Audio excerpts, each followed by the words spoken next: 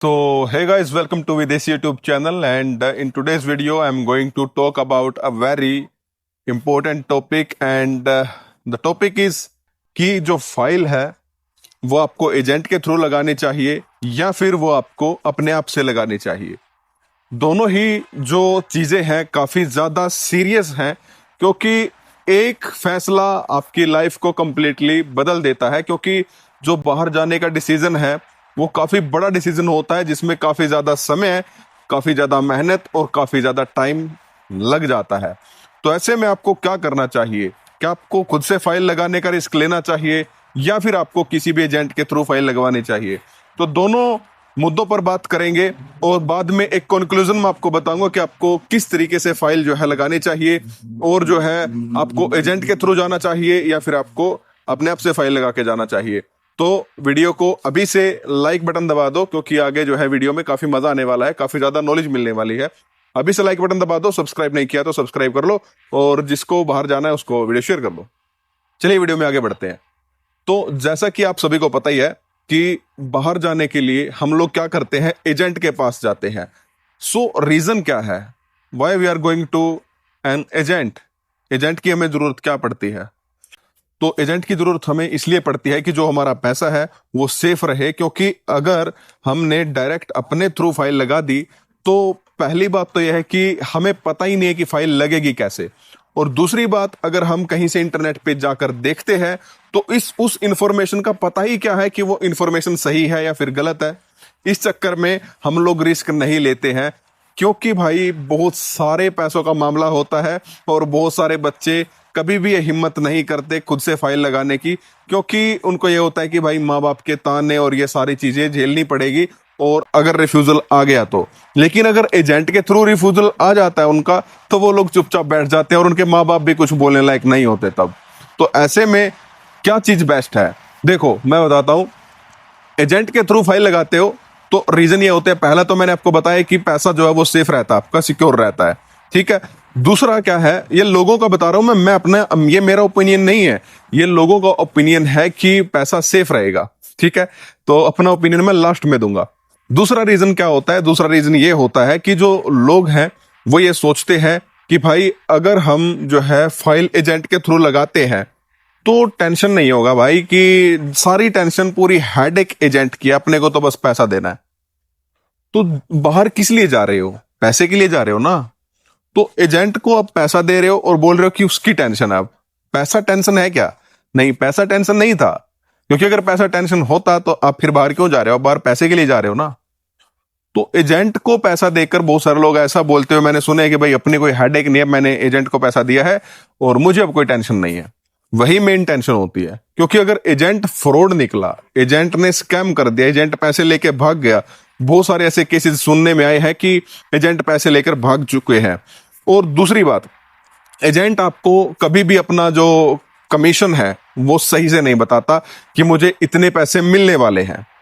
पहली बात क्या होती है कि एजेंट आपको बोलेगा कि ठीक है, आओ आओ हम आपके बच्चे को बाहर भेज देंगे, पूरा रिस्क हमारा है, हमारी तरफ से जो है 99% आपके बच्चे का वीजा आ जाएगा। 100% तो कुछ नहीं होता, 90% वीजा आ जाएगा। नथिंग इज 100%, कुछ भी 100% नहीं होता। तो 90% चांसेस है कि आपके बच्चे का वीजा आ जाएगा, और आप लोग जो है 90% पे यकीन करते हो। लेकिन मैं आपको एक बात जो है गारंटी के साथ बोल रहा हूं, और उन एजेंट्स को भी बोल रहा हूं जो कि एजेंट्स ये बोलते हैं कि 90% आपके बच्चे का वीजा आ जाएगा। वो लोग सिर्फ और सिर्फ ये गारंटी, उनके पास कोई हक नहीं है उनको देने का, क्योंकि एजेंट्स के हाथ में कुछ भी नहीं होता। एजेंट के हाथ में वीजा देना आपको नहीं होता। ये बात जो है बहुत सारे लोगों को पता नहीं है, एंड आई नो बहुत सारे लोग जो है वो बिल्कुल शॉक्ड हो जाएंगे इस बात को सुन के। एजेंट्स के हाथ में आपको वीजा देना नहीं होता। इसका रीजन क्या है वो मैं आपको बता देता हूं। क्योंकि आपका वीजा एम्बेसी इशू करती है, एजेंट नहीं करता। एजेंट के पास तो वीजा आता है, तो एजेंट आपके पूरे कागज अपने पास कलेक्ट करके रखता है, उनको जो है यूनिवर्सिटी को देता है, एम्बेसी को देता है ना। और फिर उसके बाद जो है वो सारी चीजें जब डन होती हैं तो फिर जो एम्बेसी है वो आपको वीजा देती है, यानी एजेंट को वीजा देती है। फिर एजेंट जो है वो क्या करते हैं, आपका जो वीजा है वो आपको बुलाते हैं, फिर अपनी वीडियो वगैरह बना के प्रमोशन करते हैं, जो कि अच्छी बात है। अगर कोई एजेंट अच्छा काम कर रहा है तो भाई उसको जो है अप्रिशिएट भी करना चाहिए। लेकिन जो है ये सारी चीजें करते हैं भाई, कि वीडियो बना लिया या कुछ भी ऐसा, एंड देन आपको वीजा दे दिया जाता है, दैट्स इट। अब क्या है कि इसके पीछे जो चीजें हैं वो बता देता हूं। तो बहुत बार ऐसा होता है कि एजेंट ने फाइल लगा दी एंड जो वीजा है वो आया ही नहीं, रिफ्यूजल आ गया। रिफ्यूजल आने के क्या कारण होते हैं? देखो, कई बार ऐसा होता है कि आपकी फाइल जो है, एजेंट को ही नॉलेज नहीं है कि आपकी फाइल को कैसे प्रोसेस करना है। एजेंट जो है वो किसी और एजेंट के भरोसे बैठा होता है। आपकी नजरों में अगर किसी के पास देखो पैसा है, आजकल क्या है यार, देखो, या तो आदमी, या तो किसी के पास जमीन है, बेच दी भाई और अपना बैठ गए एजेंट बन के, या फिर किसी के पास ऑलरेडी मोटा पैसा है तो बंदा बैठ जाएगा एजेंट बन के, ठीक है। और फिर वो क्या करेगा, किसी जो एजेंट है उसकी नजरों में जिसको नॉलेज है, वो उनके पास जाएगा, उनको बोलेगा कि मैं आपके थ्रू काम करवाऊंगा, मेरा कमीशन इतना सेट करके रखना, बाकी आप अपना देख लेना कितना आपको अपना कमीशन लेना है। लेकिन ऐसे मामले में जो है क्या होता है कि जो एजेंट है वो दूसरों पे निर्भर है, आप उस एजेंट पे निर्भर हो, और ऐसे में आपका वीजा कभी आ ही नहीं पाता है। कभी कभी आता है, कभी कभी नहीं भी आता है। तो ये जो एक माया जाल है, इस माया जाल में भाई साहब जो है चक्रव्यूह की तरह फंस जाओगे। आपका पैसा जो है बहुत सारा वेस्ट होता है। बहुत सारे लोगों को वीजा मिलता भी है एजेंट के थ्रू, लेकिन पैसे बहुत ज्यादा लग जाते हैं। मेरे साथ एक बंदा, मेरा रूममेट है, वो उस बंदे को जो है एजेंट ने उसे 10 लाख रुपए खाए हैं गाइस। 10 लाख रुपए किसको बोलते हैं? इन फ्यूचर वो थोड़ा सा कैमरा के सामने आने से नर्वस हो जाता है, तो इन फ्यूचर मैं उसकी कोई वीडियो बना के डालूंगा, उसके साथ इंटरव्यू करूंगा या फिर उसके साथ बातचीत करके वीडियो डालूंगा और आप लोगों को दिखाऊंगा कि उसकी पूरी स्टोरी सुनाऊंगा। तो अगर मैं अपने बारे में बात करूं तो मैंने अपनी फाइल जो है वो खुद से लगाई थी, और मैंने एजेंट से क्यों नहीं लगवाई? मैंने जो है एजेंट को ट्राई किया, एजेंट ने मुझे बोला, मैंने आइल्स नहीं कर रखी थी, अभी तो मैंने कर रखी है बट मैंने तब आइल्स नहीं कर रखी थी। मैंने एजेंट को बोला कि ऐसे ऐसे मुझे फाइल लगवानी है, तो उन्होंने बोला कि एक यूनिवर्सिटी है जिसका नाम है गिज्मा, और वो पासवर्ड टेस्ट जो है आपको एक क्लियर करना है। उनका एक पासवर्ड टेस्ट होता है, एंड आपको जो है वो पासवर्ड टेस्ट क्लियर करने के बाद वो आपको ना आइल्स की जरूरत पड़ती ना पीटी की जरूरत पड़ती। वो उन्हीं का इंग्लिश लैंग्वेज का एक टेस्टिंग सिस्टम है आइल्स की तरह ही। तो वो आपको टेस्ट कर लेंगे आपकी इंग्लिश को, एंड देन आपको जो है वो एडमिशन दे देंगे। तो मैंने जो है एजेंट के थ्रू ये काम किया। मैंने जो है तैयारी करनी शुरू की। उन्होंने मुझसे बोला कि 10,000 रुपए आपको पहले देने होंगे, और जो है ताकि आप स्टेप बैक ना कर सकूं, जस्ट इसीलिए कि भाई अगर कल को बंदा मुकर गया कि मैं नहीं लगवा रहा फाइल तो क्या, तो इसके ऊपर वैसे ही हमने टाइम वेस्ट कर दिया अपना। तो इसलिए उन्होंने जो है 10,000 रुपए ले लिए। उन्होंने ये बोला कि हम जो है ये जो पैसे हैं ये रिफंड कर देंगे आपको, लेकिन एक जो कागज था, एक स्लिप थी, उसके ऊपर लिखा था कि ये पैसे नॉन रिफंडेबल है, लेकिन उसके ऊपर उसने बोला, उसने उंगली रख ली, जो यहाँ पे वो काम करती है एजेंट के जो ऑफिस साइन में, उसने उंगली रख ली और ये बोला कि यहाँ पे साइन कर दो इस बहाने से। एंड देन जो है मुझे वो दिख नहीं पाई टर्म्स एंड कंडीशंस, तो मैंने साइन किया। मुझे लगा इतना ही है, जितना दिख रहा है भाई उतने पे तो यकीन करूंगा। एंड देन जो है एजेंट ने 10,000 रुपए का चूना लगा दिया। उसने जो है मेरे 10,000 रुपए खा लिए। एजेंट का नाम मैं आपको नहीं बताऊंगा, मैं आपको लोकेशन बता देता हूं। पानीपत में संजय चौक पर एक ओवरसीज लगता है उनके पीछे, उनके सेंटर का नाम या फिर उनके ऑफिस का नाम ये है। तो भाई जो भी मेरी वीडियो देख रहा हो, प्लीज मैं क्लियर बोल रहा हूँ, इन लोगों के पास मत फंसना, क्योंकि ये लोग फ्रॉड हैं, और ये लोग जो है सीधा सीधा तौर पे आपको जो है फंसाते हैं, आपसे पैसे लेते हैं। बहुत सारे लोगों को पता ही नहीं लग पाता। एंड मैं सिर्फ इनकी ही बात नहीं कर रहा हूँ, मैं बहुत सारे लोगों की बात कर रहा हूँ जो कि एजेंट उनके साथ यही करते हैं कि पैसा लेते हैं और निकल जाते हैं। तो उनको पता ही नहीं पड़ पाता कि आखिर पैसे कितने देने थे। एजेंट बोलता है मैं 50,000 रुपए लूंगा, एंड उसके बाद जो है 1 लाख रुपए प्रोसेसिंग फीस के हैं। प्रोसेसिंग फीस कुछ होती ही नहीं है, ये जस्ट जो है आपको बताया जाता है कि ये प्रोसेसिंग फीस है, और आपको जो है 1 लाख रुपए ये आपके लगेंगे। आपको पता ही नहीं है यार प्रोसेसिंग फीस क्या है, तो आप दे देते हो सीधा, ठीक है। तो इस तरीके से आपसे कहा जाता है 50,000 रुपए हम लेंगे, पहले 50,000 लेंगे काम होने के बाद, और जो है आपसे वो ले लेंगे पहले 50,000 रुपए, फिर आपको बोलेंगे आपके डॉक्यूमेंट्स हमारे पास आ चुके हैं, अब इसको प्रोसेस करना है, तो प्रोसेसिंग फीस एक होती है, इसके बिना आपका काम नहीं होगा। तो आपके 50,000 रुपए भी जा चुके हैं, तो आपके पास कोई ऑप्शन नहीं है, आपको जस्ट काम करवाना ही पड़ेगा। आप 1 लाख भी दोगे, फिर उसके बाद वो बोलेंगे कि हमें 50,000 और चाहिए, क्योंकि जो है जब आपका वीजा आ गया तो फिर हमें वो चाहिए ना, हमने पहले ही बोला था। तो आपकी नजरों में क्या है कि एजेंट ने 1 लाख लिया, लेकिन एजेंट ने आपसे 2 लाख लिया।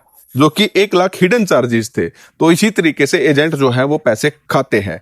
तो आप लोगों को इन चीजों की नॉलेज होनी चाहिए। नॉलेज मैं दूंगा, जितनी मेरे पास है मैं आपके साथ पूरी नॉलेज शेयर करूंगा। अभी जो है इन सब चीजों से बचने के लिए आपको, देखो किसी भी कंट्री में जा रहे हो, इंग्लिश सीखो, आपको इंग्लिश आएगी। अच्छी इंग्लिश अगर आपकी होगी तो आपको जो है सारी चीजें समझ में आएगी। आप अपनी फाइलिंग का काम भी खुद से कर सकते हो, तो इसमें कोई आपको प्रॉब्लम नहीं आएगी। आपको हर डॉक्यूमेंट की, हर चीज की जो है वो नॉलेज रहेगी। तो सो गाइस, एजेंट के थ्रू फाइल अगर प्रोसेस करवानी है तो देखो कि कोई आपका रिलेटिव है, और अगर रिलेटिव भी है तो उसने काम कितने करवा रखे हैं, उसका ये देखो कि हाँ इसने इन इन बंदों का वीजा दिया है, और जिन जिन का वीजा दिया है उनसे बात करो कि हाँ भाई ऐसे ऐसे है, और कितने पैसे तुमसे लिए थे, क्या कुछ चीजें हैं, क्योंकि वो लोग बाहर जा चुके हैं तो उनसे आप कांटेक्ट कर सकते हो। ठीक है, ये ध्यान रखना कि जो उन्होंने भेजा है कोई भी बच्चा, उससे आपका कांटेक्ट होना चाहिए, और उस एजेंट से भी आपका कांटेक्ट होना चाहिए। वो भी आपका नोन होना चाहिए और वो बच्चा भी आपका नोन होना चाहिए। अगर नोन नहीं है तो भाई उस बच्चे के साथ जानकारी निकालो कि हाँ कैसे कैसे क्या चीजें हैं। ठीक है, तो जब ये सब चीजें होंगी तो आपका जो है सब कुछ क्लियर रहेगा, एंड देन जो है आप अपनी फाइल को एजेंट से भी लगवा सकते हो। लेकिन अगर खुद से फाइल लगवानी है तो मैं एक वीडियो बनाऊंगा, उस वीडियो में मैं आपको बताऊंगा कि आपको खुद से फाइलिंग का काम कैसे करना है। एजेंट वाला काम आप खुद से कैसे कर सकते हो, किसी भी कंट्री की फाइल खुद से कैसे लगा सकते हो। ठीक है, वो मैं आपको वीडियो में बताऊंगा, वो नेक्स्ट वीडियो में बताऊंगा। लेकिन खुद से फाइल लगाने के फायदे बता देता हूं आप। सो गाइज, खुद से फाइल लगाने के बहुत सारे फायदे हैं। पहला ये कि आपका पैसा बचता है, दूसरा ये कि आपका टाइम बचता है। कई बार ऐसा होता है कि एजेंट जो है आपका सुबह जाता है और 6 या 7 बजे अपना सेंटर का शटर डाउन करके घर की ओर निकल जाते हैं। सब कुछ मतलब जो उनके ऑफिस में लड़कियां काम करते हैं वो भी अपने घर पे, एजेंट भी अपने घर पे आराम से सब मस्त बैठे हैं।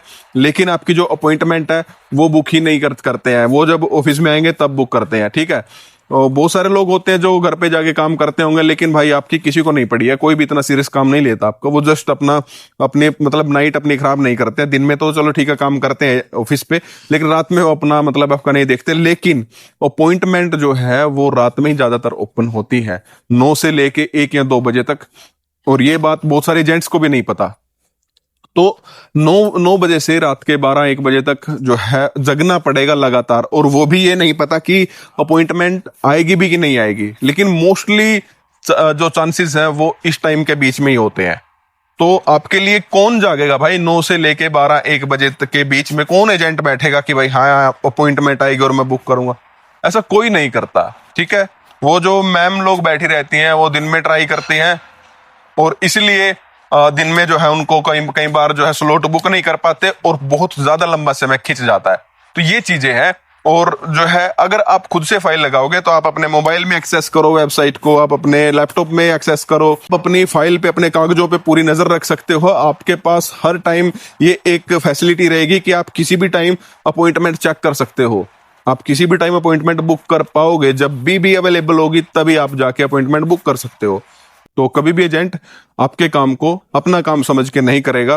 तो इसलिए इन सब चीजों का ध्यान रखो, और अगर फाइल लगानी है तो खुद से लगाओ। इंटरनेट एक बहुत बड़ा समंदर है, उसमें सीखो जाके कैसे चीजें वर्क करती है। नहीं पता है, नहीं समझ में आ रहा है, मैं वीडियो बनाऊंगा नेक्स्ट वीडियो, उसमें आपको जो सारी चीजें क्लियर करूंगा। तो अगर आप अपनी फाइल लगाना चाहते हो तो जो है कमेंट करके बता देना। नेक्स्ट वीडियो जल्दी ही मैं लेके आऊंगा, उसके बारे में आपको टेंशन लेने की जरूरत नहीं है। पूरा कंप्यूटर पे या फिर फोन पे समझाऊंगा कैसे फाइल लगा सकते हो फोन से ही। ठीक है, क्योंकि मैंने भी ऐसा ही किया था। तो सो गाइज, ये है कुछ फायदे खुद से फाइल लगाने के, और ये है कुछ नुकसान या फिर फायदे एजेंट के थ्रू फाइल लगवाने के। आपको जो है आपका निर्णय, आपका डिसीजन खुद से लेना है। तो आप लोग जो है बताइए कि आप कैसे करोगे। तो नथिंग इज इम्पॉसिबल ब्रो, कुछ भी कर सकते हो आप लोग। ठीक है, बाकी अगर कोई प्रॉब्लम आती है तो मैं तो हूं ही। जय हिंद, जय भारत, वंदे मातरम।